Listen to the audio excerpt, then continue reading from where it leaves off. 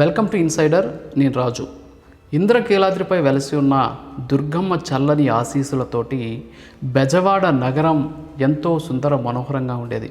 అయితే ఇటీవల కురిసినటువంటి భారీ వర్షాలకు వరద పోటెత్తడంతో విజయవాడ కాస్త జలవాడగా మారిపోయినటువంటి పరిస్థితి, విలయవాడగా మారిపోయినటువంటి పరిస్థితి. అక్కడ ఉన్నటువంటి ప్రజలంతా కూడా కనీసం తాగడానికి నీళ్ళు లేక, తినడానికి తిండి లేక అవస్థలు పడుతూ ఉంటే వాళ్ళని కాపాడేందుకు ప్రభుత్వం కూడా అనేక చర్యలు తీసుకుంటూ ముందుకు సాగుతుంది, సహాయక చర్యలో నిమగ్నమై ఉంది.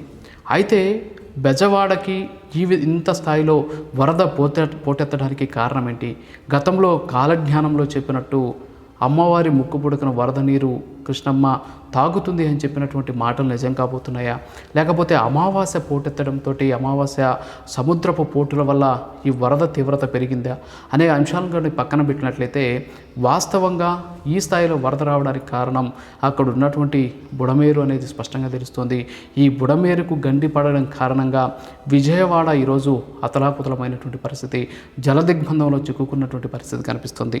నగరానికి పక్కగా ప్రవహించేటటువంటి కృష్ణా నది కంటే కూడా నగరం మధ్యలో ప్రవహిస్తూ ఉన్నటువంటి ఈ బుడమేరు వల్లే ఇప్పుడు అక్కడ విజయవాడకి తీవ్రమైనటువంటి ఇబ్బందులు తలెత్తాయనేది చెప్పకనే చెప్పవచ్చు. దీంట్లో అనేక రకాలైనటువంటి నిర్లక్ష్యాలు ఉన్నాయి.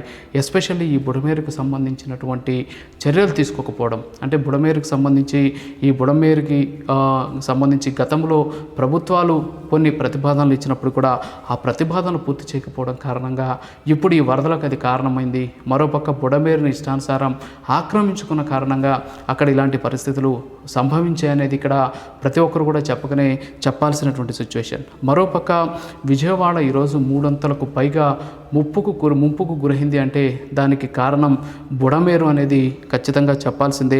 ఎస్పెషల్లీ ఖమ్మం జిల్లాలో పుట్టినటువంటి ఈ బుడమేరుకు సంబంధించి ఏటా కూడా సాధారణంగా అంటే సీజన్లో గరిష్టంగా 11,000 క్యూసెక్కుల నీళ్లతోటి ప్రవాహంతో ఈ బుడమేరు ఉంటుంది. అయితే 2005లో దాదాపు 70,000 క్యూసెక్కుల వాటర్ వచ్చినటువంటి నేపథ్యంలో బుడమేరు ప్రవాహాన్ని నియంత్రించడం కోసం అప్పట్లో ఉన్నటువంటి ప్రభుత్వం కొన్ని చర్యలు కూడా తీసుకున్నటువంటి పరిస్థితి.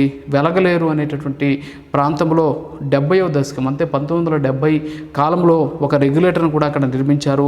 అలాగే వెలగలేరు మీదుగా ఇబ్రహీంపట్నం, గొల్లపూడి, విజయవాడ రూరల్ మీదుగా నగరంలోకి ఈ బుడమేరు ప్రవహిస్తూ ఉన్నటువంటి పరిస్థితి.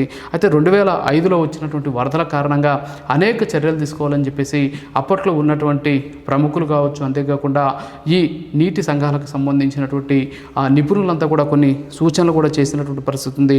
అయితే వాటిని చేయడంలో అప్పుడు ఉన్నటువంటి ప్రభుత్వాలు అలసత్వం కారణంగా ప్రస్తుతానికి ఈ పరిస్థితి దాపురించిందనేది కూడా చెప్పకనే చెప్పాలి.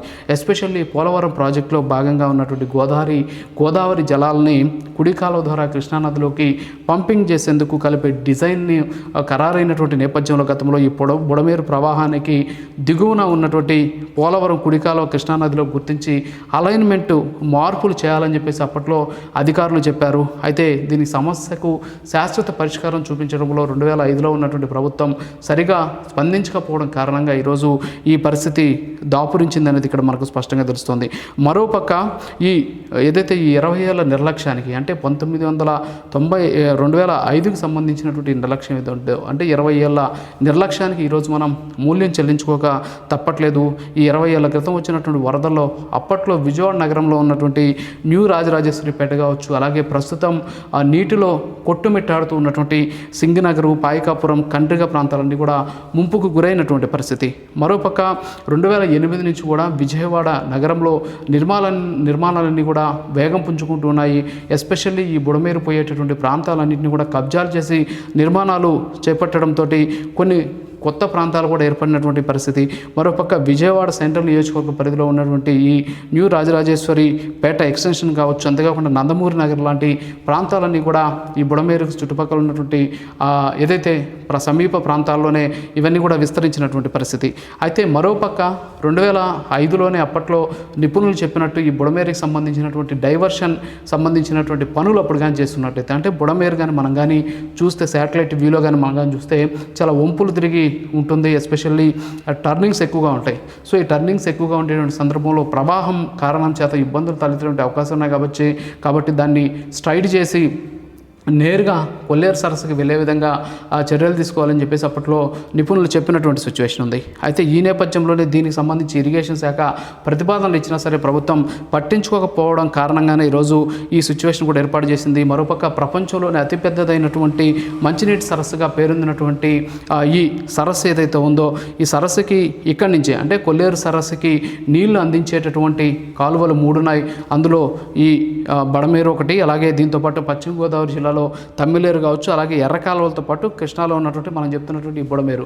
సో ఈ 3 కాలువల ద్వారానే ప్రస్తుతం కొల్లేరుకి ప్రధాన నీటి వనరుగా కూడా ఇప్పుడు మనం చెప్తున్నటువంటి బుడమేరు ఉన్నటువంటి పరిస్థితి. అయితే దాదాపు 170 కిలోమీటర్లు ప్రవహించిన తర్వాత ఈ బుడమేరు అక్కడికి చేరుతుంది అని చెప్పేసి నిపుణులు చెప్తున్నారు. మరి ఈ నేపథ్యంలోనే విజయవాడ నగరం గుండా వెళ్ళేటటువంటి బుడమేరుకి సంబంధించినటువంటి ఏదైతే ఈ నీటి ప్రవాహం ఉందో ప్రవాహానికి ఎక్కడికక్కడ అడ్డుకట్ట వేయడం కావచ్చు, అంతేకాకుండా వాటర్ని డైవర్ట్ చేయడం కారణం చేత కావచ్చు, అంతేకాకుండా దానికి సంబంధించినటువంటి ఎస్పెషల్లీ ఆ బుడమేరు ప్రవహించేటటువంటి ప్రాంతాలు ఏవైతే ఉంటాయో వాటి మీద నిర్మాణాలు చేపట్టడం వల్ల ఆ నీళ్ళు ఎక్కడికి వెళ్ళాలో తెలియక నగరాల మీద పడిపోయినటువంటి సిచ్యువేషన్ ఉంది. ఇప్పుడు విజయవాడ నగరం అతలాకుతలం కావడానికి కారణం మానవ తప్పిదాలు అనేది ఇక్కడ మనకు స్పష్టంగా తెలుస్తుంది. అప్పట్లోనే దీని మీద సరైనటువంటి చర్యలు కానీ తీసుకొని 20 ఏళ్ల క్రితమే తీసుకొని కానీ ఉన్నట్లయితే ఖచ్చితంగా ఇప్పుడు ఇలాంటి సిచ్యువేషన్ వచ్చి ఉండేది కాదు. మరోపక్క హైదరాబాద్లో ఏ విధంగా అయితే హైడ్రా పేరుతోటి ఎఫ్టీఎల్ పరిధిలో నిర్మాణాలు కావచ్చు, బఫర్ జోన్ పరిధిలో నిర్మాణాలు ఏ విధంగా కూల్చేస్తున్నారో అలాగే ఆంధ్రప్రదేశ్లో కూడా ఎస్పెషల్లీ ఇలాంటి ప్రధాన నగరాల్లో ఈ నీటి వనరుల్ని సహజ నీటి వనరుల్ని ఆక్రమించుకొని నిర్మాణాలు ఎక్కడైతే చేపట్టి ఉంటారో వాటిని కానీ తొలగించినట్లయితే భవిష్యత్తులో ఇలాంటి ఇబ్బందులు వచ్చేటటువంటి అవకాశాలు ఉండవు. ఈరోజు విజయవాడ ఏ విధంగా అయితే అల్లాడుతుందో ప్రతి ఒక్కరు కూడా చూస్తూ ఉన్నాం. అలాగే అనేక నగరాల్లో ఇలాంటి సిచ్యువేషన్ ఉంది. ఆంధ్రప్రదేశ్లో అటు వైజాగ్ కావచ్చు, అలాగే తిరుపతి కావచ్చు, కొన్ని నగరాల్లో సిచ్యువేషన్ ఇలాగే ఉన్నటువంటి నేపథ్యంలో దీని మీద ప్రభుత్వం శ్రద్ధ పెట్టి భవిష్యత్తులో ఇలాంటి ఇబ్బందులు లేకుండా ఇలాంటి విపత్తులు రాకుండా ఉండేందుకు మానవ తప్పిదాలు అందుకు కారణం కాకుండా ఉండేలా చర్యలు తీసుకోవాల్సినటువంటి బాధ్యత ప్రభుత్వం మీద ఉంది అనేసి ప్రజల నుంచి ఒక రకమైనటువంటి వాదన వ్యక్తమవుతూ ఉంది.